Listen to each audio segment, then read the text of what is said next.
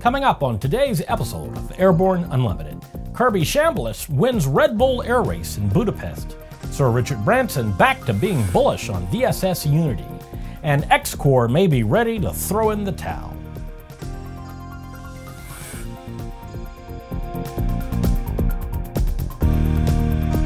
Hello, I'm Christopher C. Odom. It's July 5th, 2017, and this is Airborne Unlimited.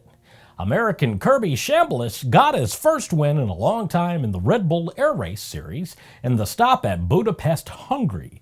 9 years and 40 races since he last stood atop a Red Bull Air Race podium, the two-time series champion came alive last week, taking the fourth and most prestigious round of this year's championship with a run nearly 0.6 of a second faster than anything he'd managed all weekend, denying Hungary pace setter Pete McLeod at the final hurdle. McLeod had Hungary circled as a race he was determined to win coming into Budapest and flew like it all weekend, qualifying fastest for the second race in a row and becoming the first pilot to break the magic 1-minute mark at the iconic track that runs beneath the famed Chain Bridge, setting a stunning time of 59.508 seconds on Saturday. Come race day, McLeod, Chambliss, series leader Yoshihide Miroya, and Martin Sanka, the fastest pilot in the round of 8, made the final four, with Chambliss flying first under immediate pressure to deliver. His response was emphatic, a 1-minute 00.632 seconds run for the second fastest of the entire day, and one that proved a bridge too far for his rivals. Following the October 31st, 2014 accident involving Scaled Composites SpaceShipTwo being tested for Virgin Galactic, the company has been fairly quiet about putting a timetable on when the new SpaceShipTwo, dubbed VSS Unity, will fly into space. But GeekWire reports that Virgin Galactic founder Sir Richard Branson recently changed all that.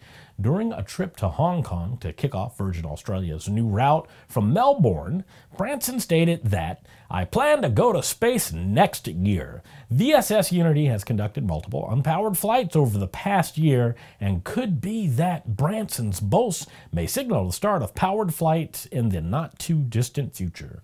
Branson said that the accident, which fatally injured co-pilot Michael Aylesbury and seriously injured Peter Siebold, was a major blow, but everyone's worked day and night since then to get us back on track. In recent interviews, Branson said that the power tests would be conducted about every 3 weeks, with the goal of test pilots reaching space by November or December. After he is the first passenger, Branson said that revenue flights could start by the end of 2018. After the break, once fabled XCOR may be history. Sandia introduces the new SAI 340 Quattro TSO'd airspeed, attitude, altitude, and slip. With integral backup battery, safety never looked so good. See it now at www.sandia.aero. There's a difference between charting a steady course and pushing for the ceiling. And for nearly a century, Hartzell Propeller has been defining that difference. It's in our passion for engineering and research and our dedication to testing the limits of performance. We are built on honor. We are Hartzell Propeller. Based on the popular Sling 2 LSA, the Sling 4 was designed to be the most practical and desirable lightweight four-place experimental aircraft on the market. Find out more about this 115 horsepower turbocharged airplane at airplanefactory.com. Welcome back. If you'd like to be a supporter of Airborne Unlimited, send an email to jim@aero-news.net. XCOR has struggled to find its way in recent years, and now the company has finally let the last of its employees go from its facilities in Mojave, California, and Midland, Texas. The company reported that it had terminated its workforce as of June 30th, 2017. XCOR management will retain critical employees on a contract basis to maintain the company's intellectual property and is actively seeking other options that would allow it to resume full employment and activity. The company said in the statement, XCOR has seen its share of shakeups in the past couple of years. In March 2015, CEO Jay Gibson replaced founder Jeff Grayson, who shifted his focus to completing the two-seat Lynx suborbital spaceplane.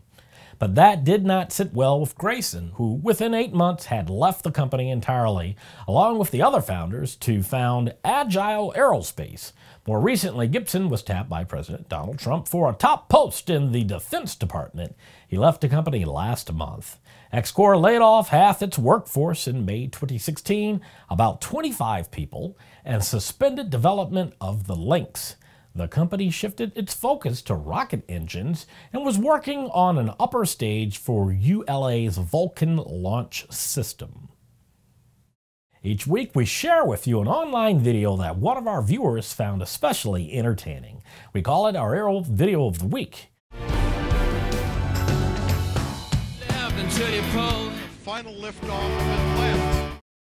Fly along on an extraordinary Sonics experimental aircraft Waiex flight along the Alaska Highway, crossing the border from Canada to Alaska.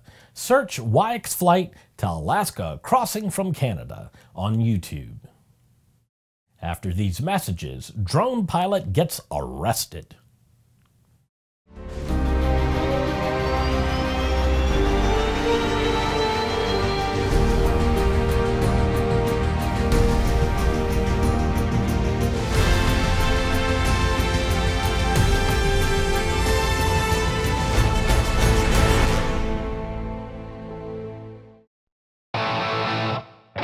Progressive Aerodyne's Sea-Ray Adventure offers Rotax 912 power, a basic instrument panel, and radios.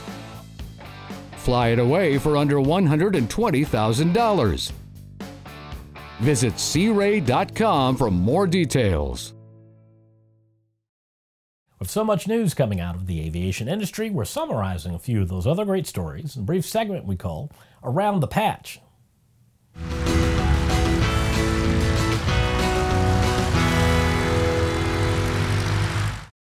A suspect has been arrested for allegedly flying a private drone over the Goodwin Fire in Yavapai County, Arizona.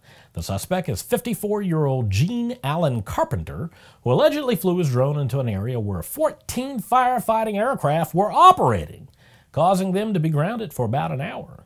Carpenter was arrested on June 30th, according to the U.S. Forest Service. Life Flight Network is opening a new helicopter base in Bozeman, Montana by September 1st, 2017. Located at the Bozeman Yellowstone International Airport, the base will make ICU-level care provided by flight nurses, paramedics, or respiratory therapists accessible to people anywhere in the southern Montana and northern Wyoming. A publication entitled Global Commercial Drones Market 2017 through 2021 expects the global commercial drones market to grow at a compound annual growth rate of 35.26% during the 2017 through 2021 period. The current report focuses on drones that are used by commercial segments such as agriculture, energy and utility, public safety, infrastructure, media, and entertainment, insurance, and other sectors. Budget estimates recently released by the U.S. Air Force contain what could be very good news for SpaceX and not so great news for United Launch Alliance. The 2018 fiscal year estimates show that a typical SpaceX launch for the USAF in 2020 would cost taxpayers about $65 million, while a ULA launch carries a price tag of $422 million. The fourth of the Intelsat Epic NG high-throughput satellites has been successfully launched by a SpaceX Falcon 9 booster from Cape Canaveral, Florida. Liftoff occurred Wednesday at 7:38 p.m. EDT. The Intelsat 35E satellite separated from the rocket's upper stage 32 minutes after launch at 8:10 p.m. EDT, and signal acquisition had been confirmed. Well, that's it for today's trip around the patch. Now, let's get back to the rest of the news. This comes to no surprise to those of us at ANN who have no love affair with the TSA, but a team of government undercover agents posing as passengers known as the Red Team went through security at the airport with contraband items that should have easily been caught. In 17 of 18 tries, the items got through. They included fake explosives, weapons, and drugs. The test reportedly discontinued when the failure rate reached 95%. TSA, responding to local media, said that it could not confirm or deny the results of internal tests and condemns the release of any information that could compromise our nation's security. The test took place as Independence Day holiday was getting underway when travel records were expected to be broken across the country. Well, that's our program for today. Remember that Airborne Unlimited stream daily, Monday through Friday, with additional breaking news bulletins for important stories that fall outside of our normal deadlines. If you're watching us on YouTube, please subscribe, and do check us out on Facebook and Twitter. Get comprehensive, real-time, 24/7 coverage of the latest aviation and aerospace stories anytime at aero-news.net. Keep flying. We'll see you tomorrow.